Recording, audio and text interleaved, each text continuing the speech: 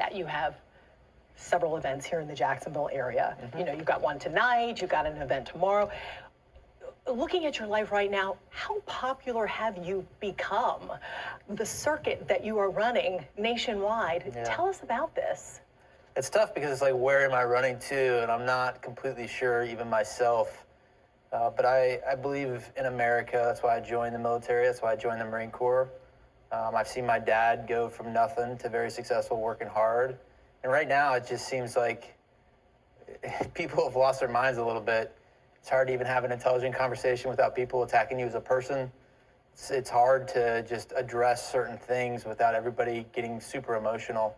Even with my social media posts, like even now, I've had to remind people, like, if you want to, we want differing opinions, but you need to logically explain why you disagree and not just attack the person with these, you know, Russian puppet, woke, right-wing extremists. I mean, you just, like, both sides, apolitically.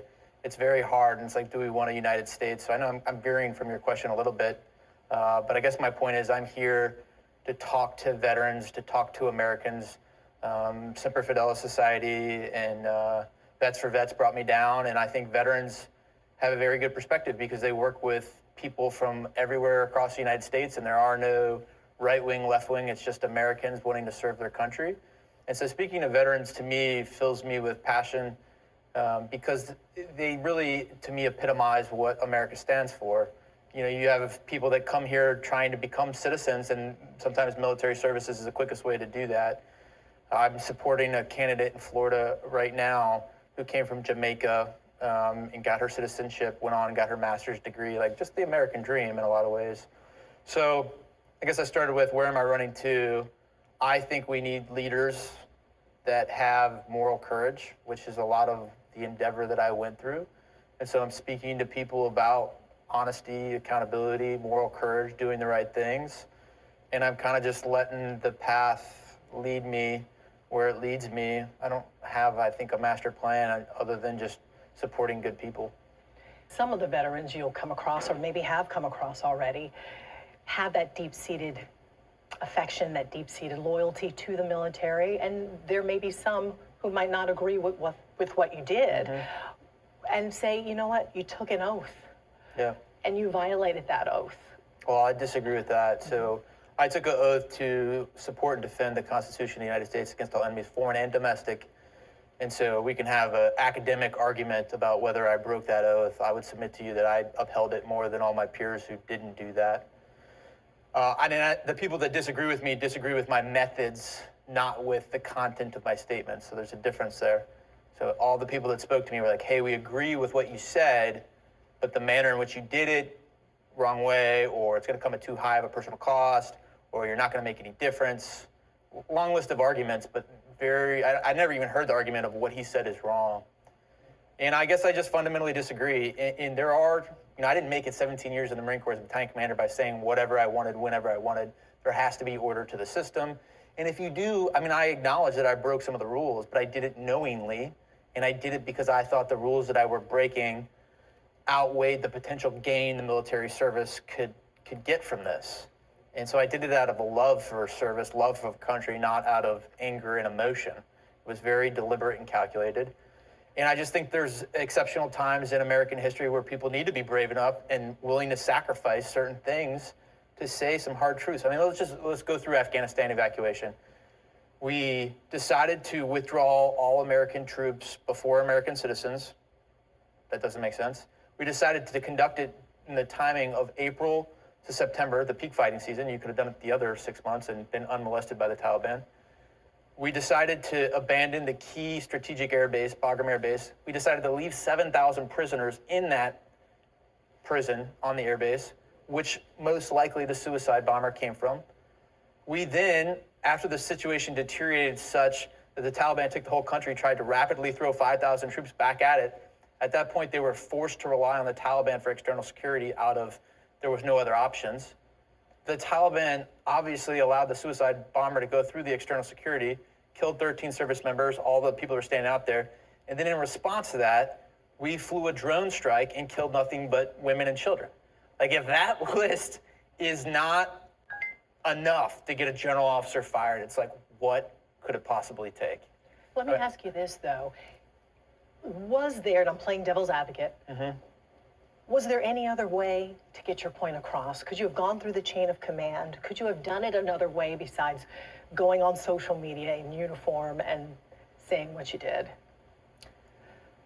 Even what I did didn't get that general officer fired. I really hoped it would, but his staff picked April Fool's Day for his change of command, and he's actually still conducting his change of command on April 1st, meaning he hasn't been relieved. And so the question you're asking me is, could you have done it another way?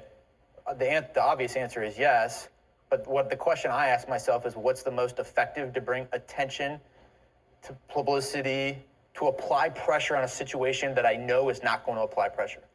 And the way to do that was the way that I did it. Now, it still was ineffective, you could argue, because he didn't get fired over it. But I think I did start a conversation that wouldn't have happened had I gone through the proper channels. And I'll tell you, I've got a book coming out in September. I'm really proud of it. I think it's going to be really good.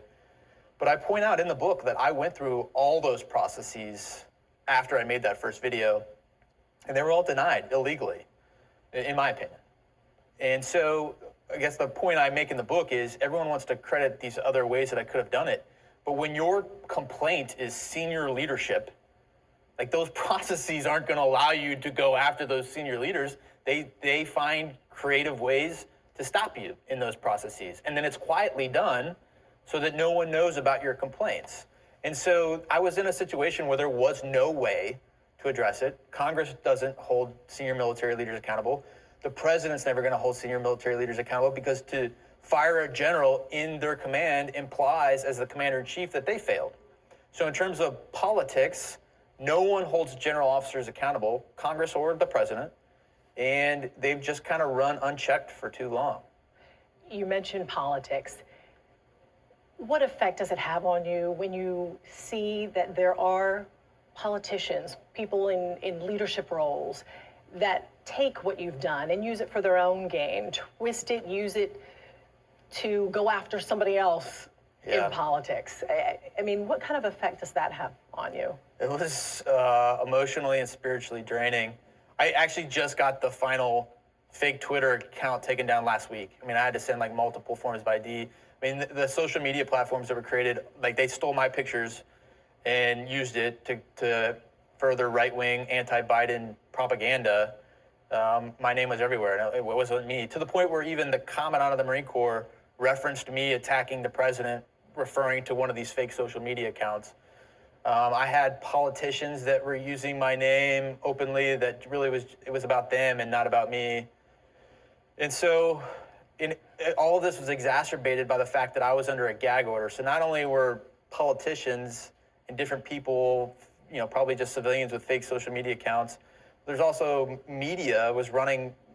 One of them was just blatantly like lies. And so where do you stand with our current government, our current president? Do you want to make that record clear so those messages that have gotten out there, we hear it directly from you, how you feel about? Yes, I clearly think President Biden is not very good as a strong leader. I think there are some things that he does all right, like the Russia-Ukraine situation. I mean, he called the shot on Russia invading, and he's been at least wise enough to not get involved in the no-fly zone, which could quickly escalate to nuclear war. He hasn't thrown troops at the problem. So, like, there's some things, positive things you can say. In terms of Afghanistan, like, he couldn't have played that worse. And he doesn't demonstrate a lot of leadership, but I would never say that as a uniformed military member. And quite honestly, the way you hold a president accountable is by voting. So, like, me as a military member complaining about it would do no good. My problem in my whole series of videos had to do with the general officers that were unchecked, the general officers that preach to me about accountability but don't hold themselves accountable, the double standard that was illustrated when I was fired, 12 hours after that first video without an investigation. Yet General McKenzie can kill a bunch of civilians and children with a drone strike, take a whole investigation, and then declare that there's no fault. Like, it's a microcosm for the breakdowns in the whole system. Do you ever think back and wish that maybe you would listen to friends who were like, Stu, what are you doing? What are you saying? All right, one video's cool, but you kept going and going, and I'm sure you got the little birdies on your shoulder going, Stu, come on. I mean, so to be fair to me, after the first, like when I made that first video, first of all, I went into that day not knowing I was going to make a video. It was like one of those things where I needed an outlet to vent. I wrote something on the computer and I was like, somebody needs to make a video, made a video. And even then I didn't post it. Like I drove home and chewed on it and thought about it and then finally posted it. Well, after I posted that first video, I was like, I'm not making any more statements. I don't plan to resign. I'll let the investigation take place. I'll let the course run. But then they fired me. Then they started attacking me in the media. And then I had former bosses attacking me on my social media. And it just got to be one of those things where it was like, I believed what I was saying. No one was addressing the content of my statements. And I felt like they were bullying me. And it's like, if you get in a fight and someone starts pushing you and you feel like you're protecting somebody, you push back. And so those follow-on statements, yes, your question was, did you ever think about, your friends telling you like maybe I would go back and do different things? I probably would go back and tweak the verbiage of the follow-on statements because I started getting emotional then. At that point I knew, my marriage was falling apart, my retirement was gonna be gone, this was heading towards legal action, but I couldn't back down. Like I believed that strongly, and I just, like I said, when they started bullying me, I was not going to back down from my statements. There are other young men and women who are in the military who saw what you did, saw the process. They see that you've emerged and you're still alive. Yeah. I've read that you would not encourage others to do the same thing that you've done. Well, so let me put that in context. I believe when people think strongly about their values, they should really analyze it. And you have to analyze your values before you get into a position of conflict. Because if you don't understand your values before a position of conflict, fear is going to drive your actions. So like most of my peers, where they're worried about their family, they're worried about their retirement, they're worried about these things, their fear drives how they react to a situation. Now, yes, in some previous interviews, I've said I wouldn't recommend anyone take the course of action that I took. And, I stand by that. To clarify it, if you do what I did, you have to be prepared to take the consequences in the manner that I did. And I did. I pled guilty to all of them. I was willing to go to jail. I posted and said, I'll meet you at Monday, 08, and go to jail. Like, I'm ready for it. And so the whole time, I'm thinking, like, I'm going to take accountability. I'm going to show you what accountability looks like.